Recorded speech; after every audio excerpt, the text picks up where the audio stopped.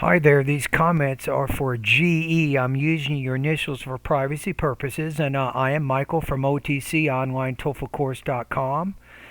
Thank you for completing the independent writing practice test number 20. And I'm actually looking at the essay right now, so I gave you a score of 3.5 out of 5, 22 points out of 30 on this particular practice test. So if you look at the actual rubrics, I think you can improve the organization of your essay, and also you have what we call inconsistent facility and sentence formation and word choice. So you have some sentence structure, some word choice problems, I think, that are also bringing down your score slightly. So the one thing I'll show you here, and I know you're not paying for an error correction on this, but I'm going to just go over a couple of things for you anyway. You said that it's convenient to eat out at restaurants, right? So that's your first support point, it looks like. And then your second support point in the thesis is a plethora of food choices, right? And those are the two advantages. So when you do the thesis, be careful about using these short, really short sentences like you're using. So the TOEFL has a artificial intelligence and E-rater scoring engine that's going to look at your average sentence length, and if it's like only 10 or 15 words, that's your average sentence length, you're definitely going to score lower, so be careful about that.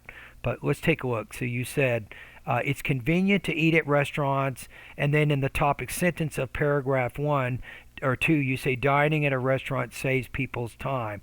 I would restate that idea of convenience. Now you can talk about how you can save time after that and how that's convenient, but at least in the topic sentence you want to either restate the key word you mentioned in the thesis or use a synonym of a word that is similar to the one you used in the thesis. That way you create kind of like a coherent connection between the thesis and then the topic of that paragraph. So I think that's something you can do that can improve your structure. All right, so your score here is 3.5 out of 5. You're looking at about 22 points out of 30 on this. And I think a good lesson for you right now would be sentence variety. I think it's grammar lesson number 26. You can take a look at that, and that'll give you some ideas and how you can combine some of those sentences. I'll give you another keyword to help you. Go to Google, type in these keywords, TOEFL transition words, and you'll find one of my blog posts that'll give you additional practice with combining sentences. I think that's going to be helpful for your writing proficiency.